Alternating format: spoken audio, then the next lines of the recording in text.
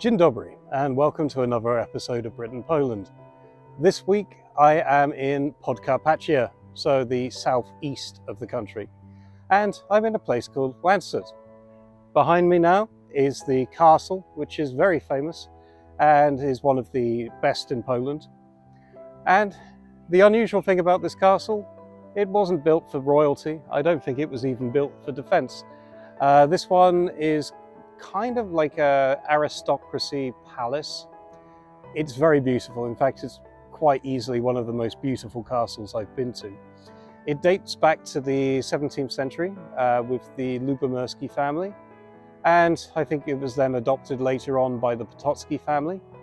And I learned that some of the Potocki family actually studied at Oxford University, and quite a few British nobles would come and visit this in later eras. So it's quite an interesting place. This city also seems to have one of the largest carriage collections you will see in Poland, leading to the joke that there are more wheels than horses here. So please stay tuned and I will show you all of the beauty and teach you about the history. Dzień dobry and welcome to A Brit in Poland. With this channel, I travel across the country, I bring you the culture, and I show you just how amazing Poland is. So I invite you on my journey. If you want to see more, I have Facebook and Instagram profiles, which you will find links to in the description below. And if you want to really help out, you can turn to my Patreon or Patronite accounts, again in the description. Thank you very much. I hope you enjoy this video. Please like, share and subscribe. Do zobaczenia. Before exploring the history of Lancut, it helps to understand the town itself. Łańcut is a small town in southeastern Poland, located in the Podkarpacie region, around 17 kilometers east of the regional capital Rzeszów. Today, the town has a population of just under 18,000 people. Despite its modest size, it is home to one of the most remarkable aristocratic residences in Central Europe. Like many towns in this part of Poland, Łańcut grew at the crossroads of important trade routes connecting Kraków with the eastern lands of the Polish-Lithuanian Commonwealth. Over the centuries, it became closely associated with powerful noble families, whose influence shaped not only the castle behind me, but the development of the town itself. Today, visitors come here primarily to explore the magnificent castle complex, its gardens, and the remarkably well-preserved heritage that surrounds it. But there's more to Łańcut, and this video will show you what there is to see. So let's continue, and I hope you enjoy. Łańcut was officially founded in 1349 under Magdeburg rights, during the reign of King Casimir the Great. Positioned along important trade routes between Kraków and Ruthenia, it quickly developed into a regional centre of commerce and influence. The early owners, including the Pilecki family, constructed wooden defensive buildings here, among them a fortified church that served as a refuge during Tatar raids. From the very beginning, Lancut was shaped by both opportunity and instability, a town growing in a region that was never entirely peaceful. In the late 16th century, Lancut fell under the control of one of the most notorious nobles in Polish history, Stanisław Stadnicki, remembered as the Devil of Lancut. This was not merely an era of economic competition, it was a time when powerful magnates maintained private armies and settled disputes through force. Stadnicki raided neighbouring estates, blocked trade routes, clashed violently with rival families, and openly defied royal authority. His conflicts with nearby Rzeszów were part of a wider pattern of feuding that destabilized the region. Armed incursions, sieges, and retaliatory attacks were not uncommon. In this period, Lancut was less a refined residence and more a fortified stronghold in a private war between magnates. Stadnitsky's life ended violently, killed by his rivals, a fitting conclusion to one of the most turbulent chapters in the town's history. It is difficult to imagine, standing here today, that this peaceful estate once echoed with the tensions of armed conflict.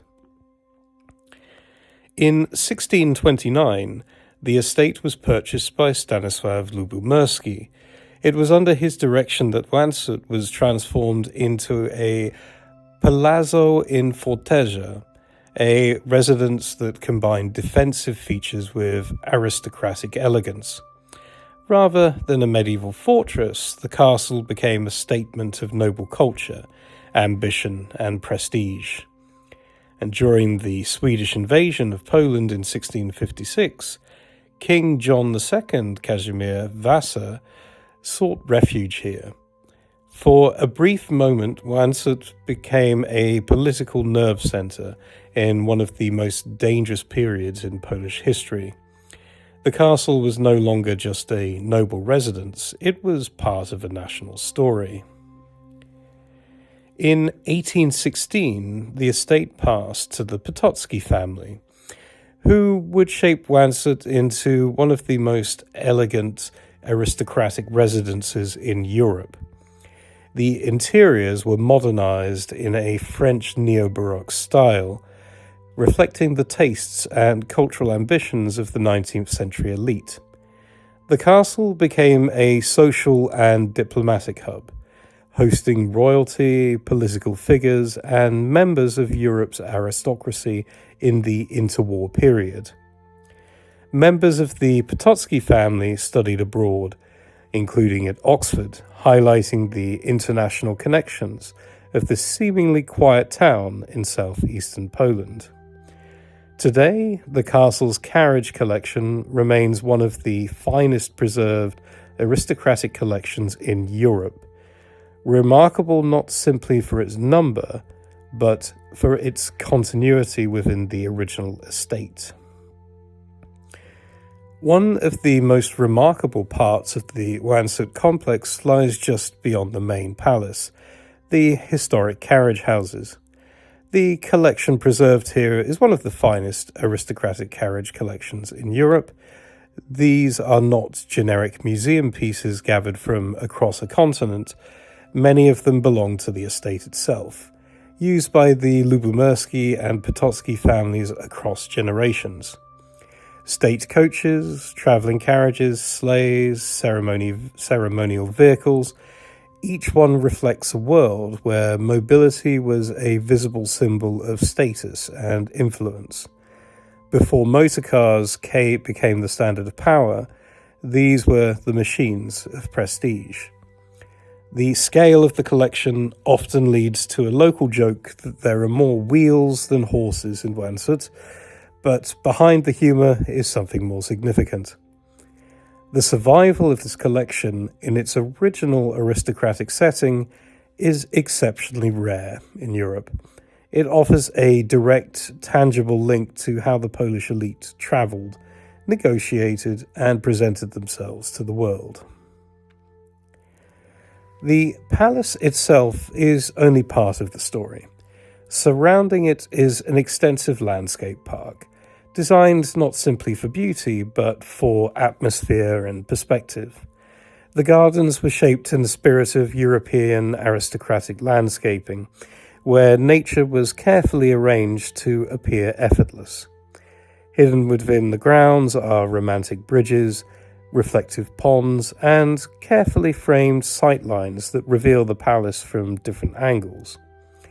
The orangery, with its exotic plants and historic greenhouse architecture, reflects another aspect of aristocratic life, the cultivation of rare species as symbols of refinement and worldliness.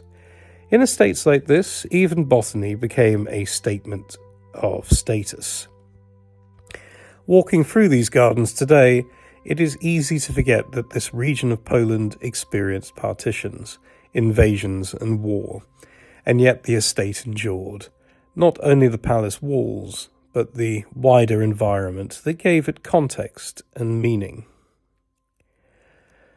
Lancut was also home to a significant Jewish community from the 16th century onward. The Baroque synagogue, built in 1761, is one of the best preserved examples of its kind in Poland, known for its extraordinary polychrome interior decoration. In September 1939, shortly after the German occupation began, the synagogue was set on fire. It survived, however, following intervention by the last estate owner, Alfred Potocki, whose actions prevented its total destruction. In a century that erased so much of Poland's multicultural past, this building endured, a rare and powerful continuity of memory. Just a few minutes from the castle stands the parish church of St. Stanislaus, known locally as the Fara. The parish dates back to 1349, the very same year Lancut received Magdeburg rights. Over the centuries, it has been rebuilt multiple times, serving at one point as the Calvinist church before being restored to Catholic worship in the 17th century under the Lubomirski family. The current structure, largely dating from 1896 to 1990, was funded by the Potocki family, the same aristocrats who shaped the castle. Beneath the presbytery lie members of the Potocki lineage, their legacy woven into both palace and parish life. It is a powerful reminder that Lancut was never only about aristocratic display, it was also a living town shaped by faith and community. Of course, a town shaped by such turbulence has not escaped legend. Stanisław Stadnicki was not simply nicknamed the Devil of Lancut because of his temper. In local folklore, he was believed to be protected by dark forces. Some even whispered that he was the devil himself in human form. His uncanny ability to escape punishment, his violent temperament, and his defiance of both rival nobles and royal authority fed the myth. After his death, stories began to circulate that his spirit never left these grounds. On stormy nights, some claimed to hear the sound of hooves racing across the estate, a rider on a black horse, restless and unrepentant. Others speak of elegant figures in white or blue wandering the castle corridors, echoes of the aristocratic world that followed his era. Whether legend or imagination, Lancut has always carried the memory of its past, not only in stone and architecture, but in story. And perhaps every great estate keeps its own guardian, even if that guardian is a little darker than most. Lancut survived feuds, invasions, partitions, fires, occupation, and war. What stands here today is not simply a castle complex, but a rare continuity. Aristocratic ambition, religious life, and multicultural heritage remain visible within a single small town in a southeastern Poland. In a region shaped by upheaval, Lancut endured, and in doing so preserved a remarkable chapter of European history. And I'll say, if you want to visit Lancut, it is a very simple train ride from Rzeszów. I think it was only about 30 minutes. You could spend easily half a day, depending on how much you want to see. I spent maybe about 4 or 5 hours here, I think, in total. It's a charming place and well worthy of study, and it's listed on my castle poster as one of the top 10 castles in Poland, so it has that prestige as well. But for now, thank you very much for watching the video. If you would like to help my channel, please give me a like on the video.